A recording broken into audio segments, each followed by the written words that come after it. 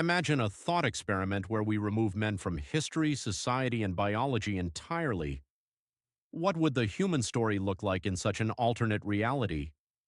This is not a critique of masculinity, but a philosophical inquiry into the roles men play and how their absence might transform identity, culture, and meaning. Men have contributed to human development in ways both tangible and intangible, from scientific innovation and political leadership to moral reasoning, mentorship, and the shaping of art and literature. To imagine their absence is to confront the indispensable contributions they provide to the balance of human existence. Philosophers like Aristotle emphasize the complementarity of different roles in society, suggesting that each gender brings virtues that sustain communities. Simone de Beauvoir explored how gender shapes identity, showing that understanding femininity requires understanding masculinity in parallel. Judith Butler's ideas on performativity invite us to consider how social roles would shift in the absence of one gender, and Ursula K. Guin's speculative fiction allows us to envision societies unconstrained by fixed gender roles. Religious traditions also teach about the importance of balance. In Taoism, yin and yang represent interdependent forces. Christianity emphasizes the relational nature of human beings. Hinduism explores the interplay of Shiva and Shakti as complementary energies in the cosmos. Biologically, men contribute to genetic diversity and the evolution of the species, and their absence would necessitate alternative reproductive strategies. Culturally, their voices and perspectives have influenced language, literature, moral philosophy, and governance. By imagining a world without men, we illuminate the contributions often taken for granted and explore how human civilization might adapt. Would leadership, creativity, and ethical reasoning evolve differently?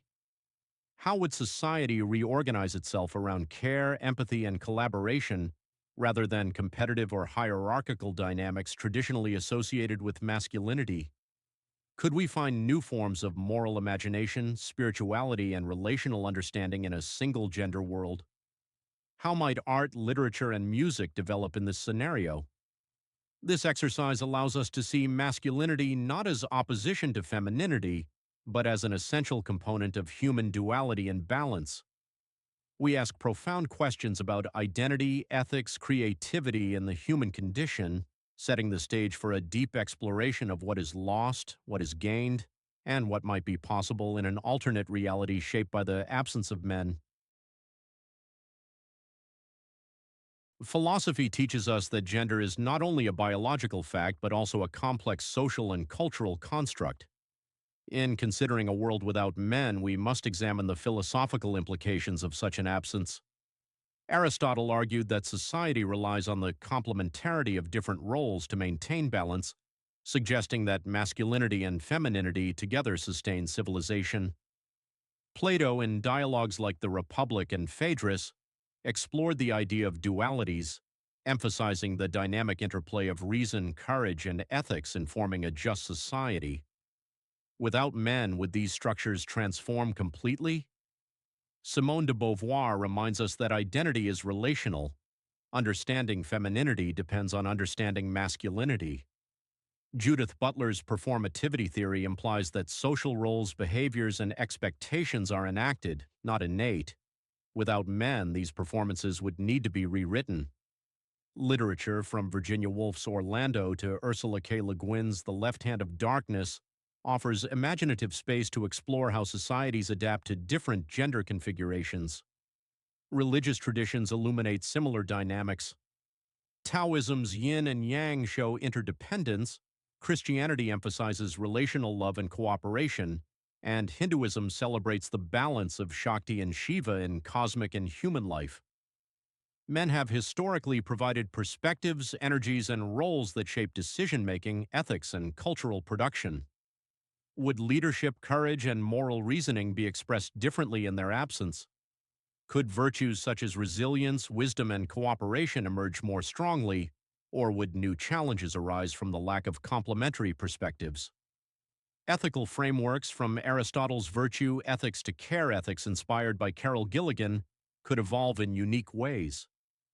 Would societies rely more on consensus than hierarchy? Would philosophical and moral reflection become more introspective, relational, and holistic? Considering the absence of men also helps us appreciate their contributions to cultural creativity, scientific progress, and ethical development. By imagining this world, we are not dismissing men's importance, but examining how human potential could adapt and expand when one element of duality is removed. This inquiry challenges us to reflect on the necessity of diversity, tension, and collaboration in shaping human identity, culture, and moral understanding. Biology is foundational to human existence, and men have played an essential role in reproduction and genetic diversity. In a world without men, reproduction would rely on alternative methods such as parthenogenesis, cloning, or advanced in vitro techniques. This would radically change family structures, social bonds, and identity formation. Philosophically, Aristotle's notion of telos reminds us that every aspect of life has a purpose, raising questions about the purpose of human reproduction without male contribution. Religious perspectives offer insight. Christianity emphasizes the sacredness of procreation. Hinduism explores divine cycles of creation, and Buddhism values mindful intention in the perpetuation of life. Without men, human history would evolve through deliberate, conscious reproductive choices rather than natural sexual processes.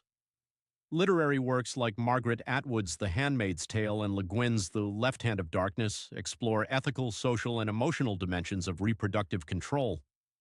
Would motherhood take on a more central societal and spiritual significance? How might cultural narratives celebrate creation and caretaking without contrasting masculine archetypes?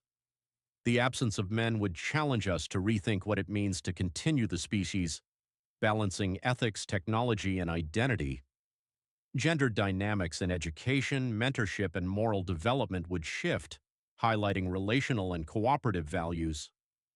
Men's historical contributions to exploration, invention, and societal development remind us that duality shapes human evolution, including ethics, creativity, and resilience. Could societies maintain diversity of thought and genetic health through technological innovation? Would parenting, community building, and socialization emphasize empathy and collaboration? Spiritual traditions, literature, and philosophy together help us explore how the ethical act of creation might transform in this scenario. The human experience, even biologically, is intertwined with dual perspectives, and their absence would lead to profound shifts in identity, morality, and society. By examining biology through philosophical, literary, and religious lenses, we see how vital balance and interdependence are to human flourishing. In the absence of men, traditional patriarchal systems would vanish, making room for matriarchal or cooperative social structures.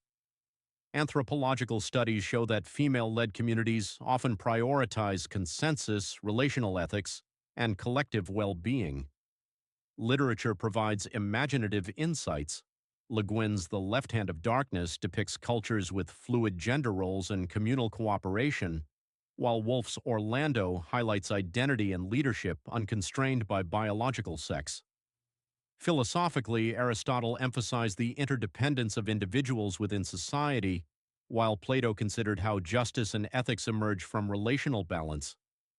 Religious traditions underscore the importance of leadership as service.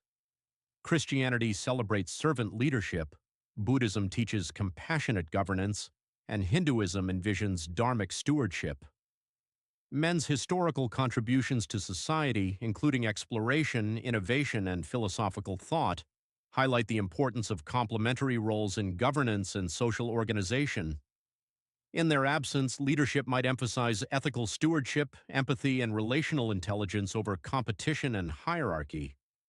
Education and mentorship could focus on collaboration, moral imagination, and community-oriented decision-making. Conflict might not disappear entirely, but it would manifest differently, arising from ideas, resources, or diversity of thought rather than traditional masculine-driven competition. Art, science, and innovation would likely prioritize collective achievement and ethical responsibility. Cultural narratives, rituals, and ethics would reflect cooperation, care, and interdependence. New societal values might emerge around sustainability, collective flourishing, and relational morality. The human condition would still include ambition, creativity, and resilience, but expressed through cooperative frameworks. Imagining these structures deepens our appreciation of both masculine and feminine contributions to civilization, showing how interdependent roles shape culture, ethics, and human potential. Societies might redefine virtue, justice, and success in ways that honor empathy, creativity, and relational harmony. Language is not neutral. It shapes thought, perception, and cultural values. In a world without men, pronouns, narratives, and archetypes tied to masculinity would disappear, opening space for new forms of expression. Myths and literature would emphasize connection, empathy, and cooperation over conquest or heroism. Philosophical traditions, from Aristotle's ethics to Wittgenstein's language theory, suggest that shifts in language can transform society and morality. Religious texts such as the Bhagavad Gita, the Psalms, and the Tao Te Ching teach moral lessons through story and metaphor, and in a singular gender society, new parables might emerge celebrating relational ethics, stewardship, and creativity. Men's contributions to literature, philosophy, and religion historically provide perspective and contrast, showing the richness of dual viewpoints. Would humor, storytelling, and narrative structure evolve to prioritize relationality over individual achievement? Education might emphasize collective authorship, dialogue, and moral reflection. Literature, from Woolf to Le Guin, demonstrates how imagination can reshape societal values and ethical norms. Could cognitive frameworks, ethical reasoning, and aesthetic sensibilities change when language no longer encodes masculine dominance? Would myths focus on nurturing, community, and shared wisdom? Ethical and philosophical thought would be embedded in language itself, shaping culture and identity. Artistic expression, music, and education could be interwoven to cultivate empathy, collaboration, and collective insight. Spiritual practices might emphasize the power of narrative in fostering moral and social cohesion. Reflecting on the absence of men helps us see how interdependent perspectives, even those historically marginalized, shape cultural richness. Ultimately, language, literature, and myth would form the backbone of social organization, moral imagination, and human creativity in this alternate reality. Ethics and morality are at the heart of philosophical reflection. In a world without men, moral frameworks would likely take new forms, influenced by relationality and cooperation rather than competition and hierarchy. Aristotle's Nicomachean ethics emphasized virtues like courage, temperance, and justice, often framed within the context of civic and familial roles traditionally filled by both men and women. Without men, how would these virtues transform? Would courage be expressed less through conquest and more through resilience, empathy, and care? Plato's vision of justice in the Republic relies on balance between classes and roles. Would this balance evolve into an even more collaborative model? Simone de Beauvoir argued that ethics cannot be divorced from gendered experiences. Her framework suggests that an all-female society might reimagine ethics around freedom, solidarity, and creative self-definition. Carol Gilligan's ethics of care becomes especially relevant here, emphasizing empathy, relational responsibility, and interdependence as moral cornerstones. Religious traditions provide parallel insights. Taoism's yin-yang emphasizes harmony, suggesting that morality without duality risks imbalance. Christianity frames love as the highest moral law, and Hinduism underscores dharma as relational duty. Literature often highlights moral ambiguity in the absence of gender balance. For instance, Le Guin's speculative societies imagine how ethics might shift when traditional power structures dissolve. Would societies elevate virtues of care, patience, and stewardship? Or might new ethical challenges arise, such as complacency, groupthink, or the absence of dissent that historically came from gendered tensions? Ethics might be more communal but could risk losing the productive conflict that drives moral refinement. The absence of men thus opens questions not only about what morality might look like, but also about how essential diversity is to moral imagination itself. Conflict is an inevitable part of human existence, shaping history, identity, and moral development.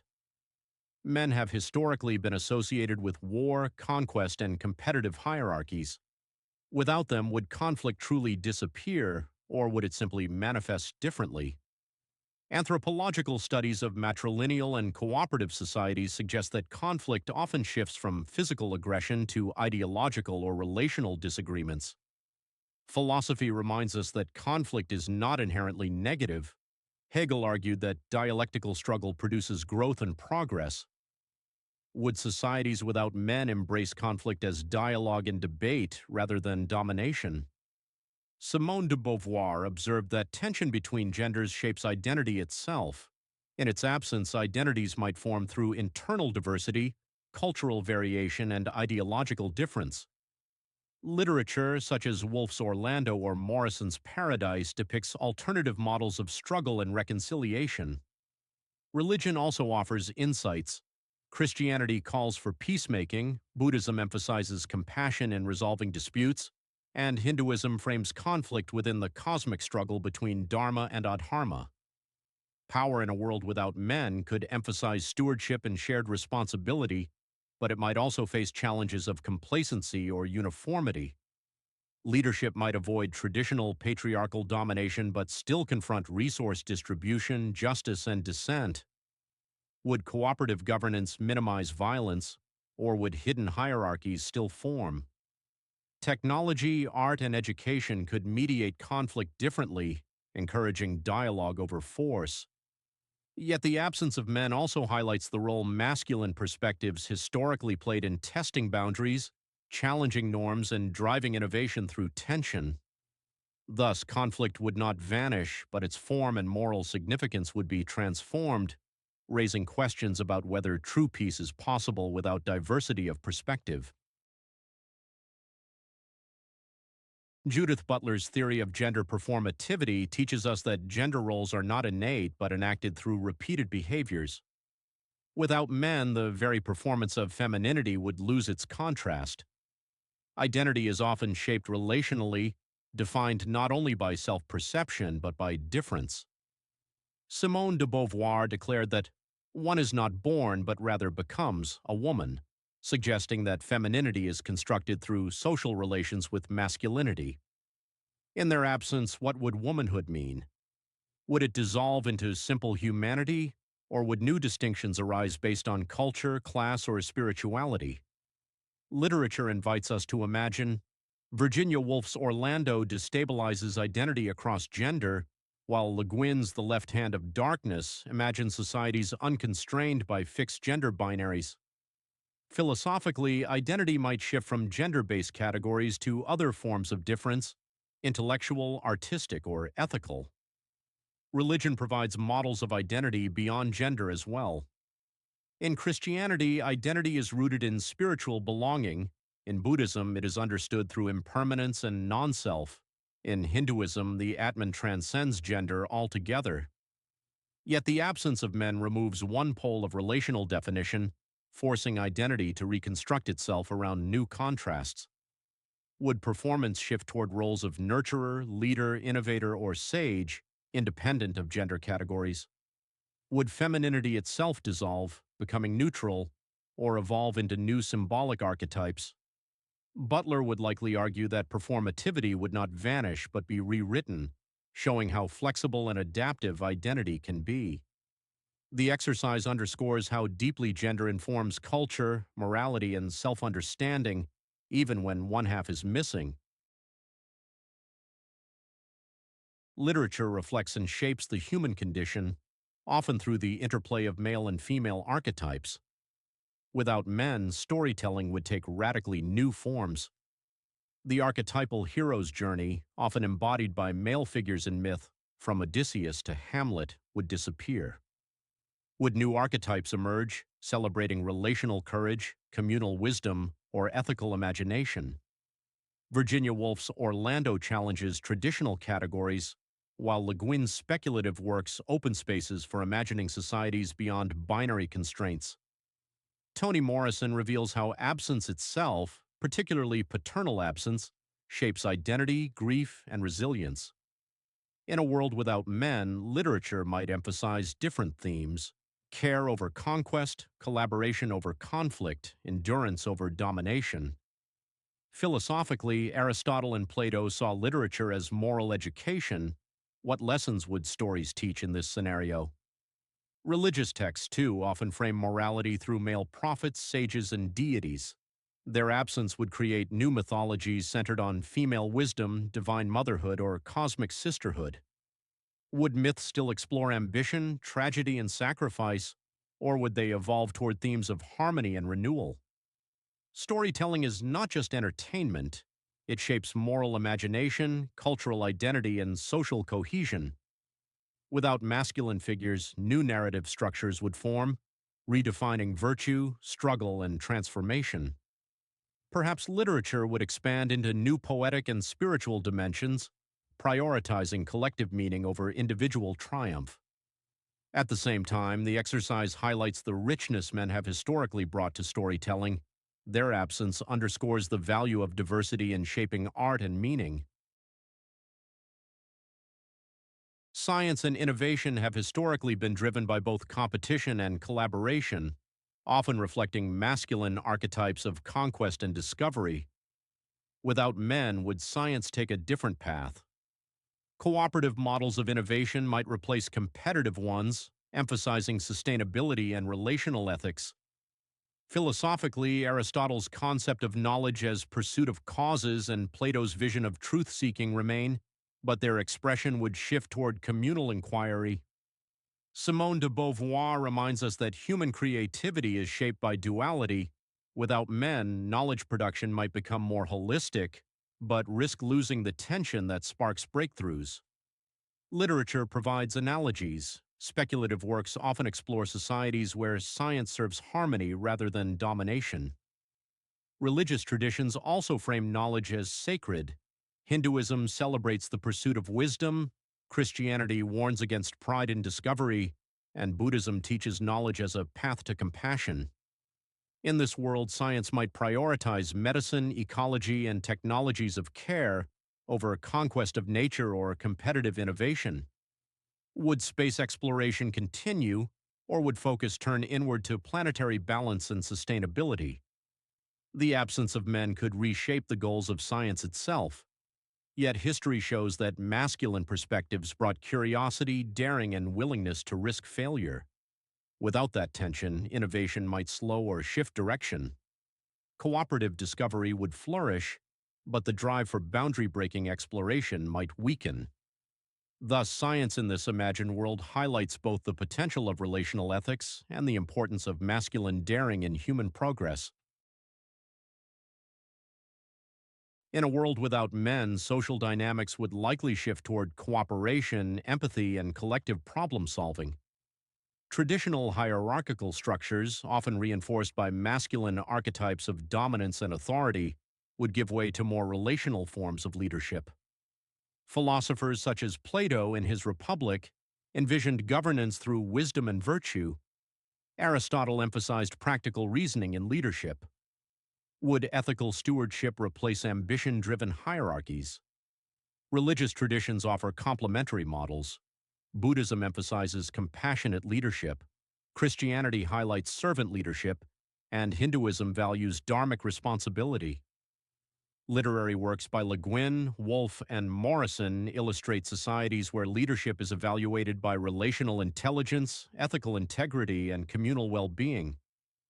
Men's historical influence in governance and leadership introduced both conflict and creative tension, challenging communities to refine ethical and strategic thinking.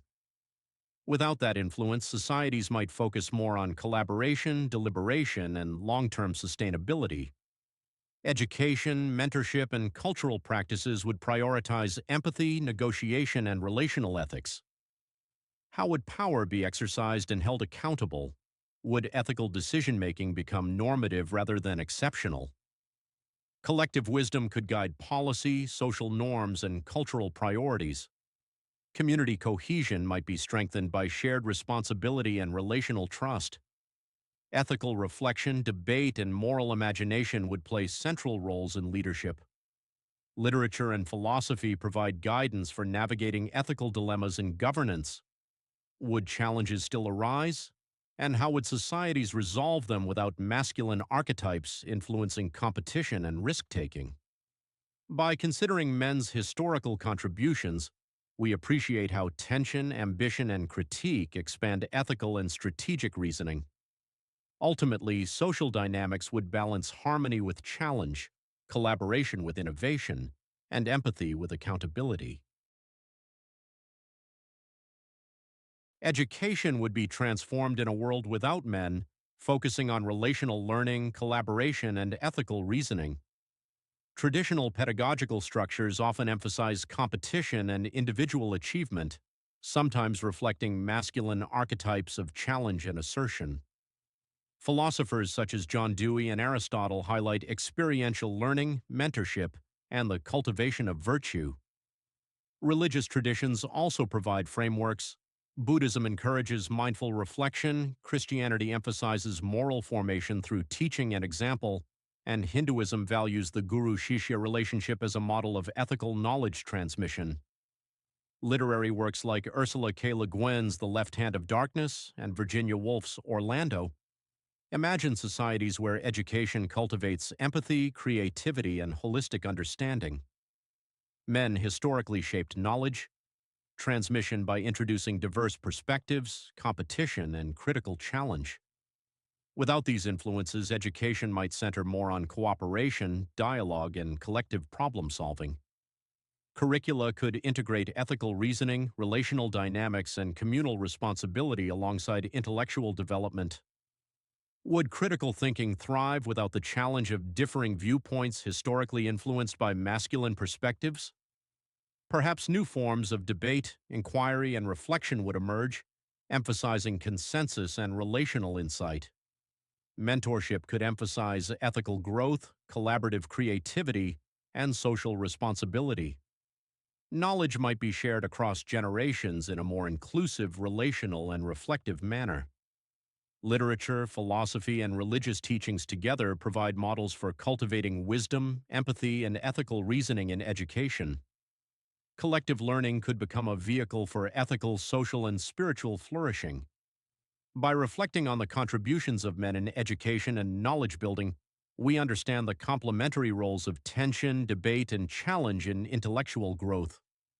Ultimately, education in this world nurtures both the mind and the relational heart. Creativity and artistic expression would be reimagined in a world without men. Historically, masculine archetypes often drove competition, heroism, and individualistic expression in the arts. Philosophers such as Aristotle and Kant reflect on aesthetics as relational and moral exercises, not merely personal achievement. Literary examples, including Virginia Woolf's Orlando, Le Guin's speculative fiction, and Toni Morrison's explorations of identity, show how narrative and imagination thrive in relational and communal contexts. Religious traditions offer additional insights. Christianity frames art as moral reflection, Buddhism emphasizes mindful creation, and Hinduism celebrates devotion through artistic expression. Would music, painting, literature, and science prioritize empathy, collaboration, and relational understanding? Men historically contributed contrasting perspectives, tensions, and visions that expanded artistic and creative boundaries. Without these influences, art might focus more on collective meaning, relational symbolism, and ethical resonance. Education and mentorship could nurture creativity that blends intellect, emotion, and social consciousness.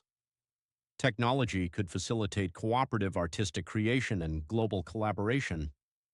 Ethical reflection would guide creative processes, ensuring innovation serves community, ecology, and moral development.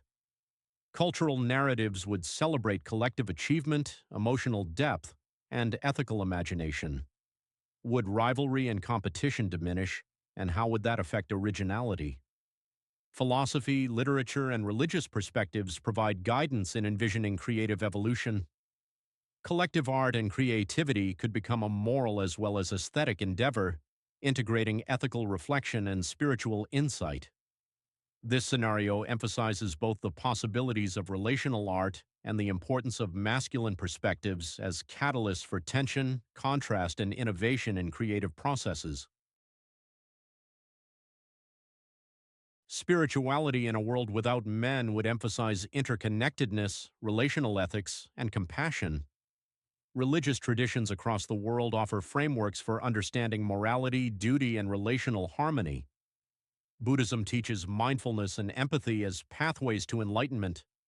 Christianity emphasizes love, service, and moral responsibility. Hinduism stresses dharmic action and the balance of cosmic order. Men historically influenced religious thought, ritual, and moral reflection, often introducing debate, challenge, and ethical tension. Without them, spiritual practice might focus more on care, relational responsibility, and collective moral development. Philosophers from Aristotle to Kant provide insight into the cultivation of virtue and ethical reasoning, while existentialists like Sartre emphasize moral responsibility in defining meaning. Literature from Morrison to Le Guin reflects the interplay of spirituality, ethics, and relational responsibility. Ritual, meditation, and storytelling could evolve to reinforce ethical reflection, collective wisdom, and interpersonal understanding. Would moral dilemmas be framed differently without traditional masculine archetypes? Ethics might prioritize repair, stewardship, and relational flourishing over competition or individual triumph. Creativity, social structure, and spiritual life would intertwine to form a society that values empathy, moral imagination, and relational consciousness. By considering men's contributions to moral thought, ethical tension, and spiritual questioning, we recognize the importance of dual perspectives in shaping moral and spiritual growth.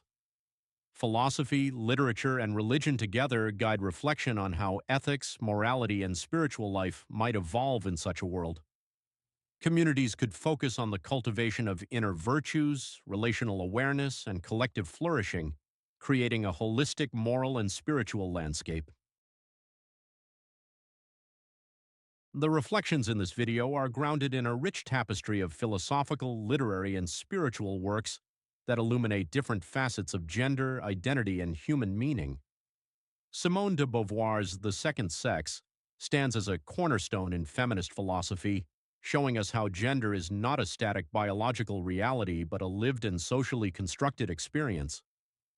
De Beauvoir challenges us to see that the very categories of man and woman are relational, defined through contrast, and that imagining a world without men exposes how deeply interdependent these categories really are.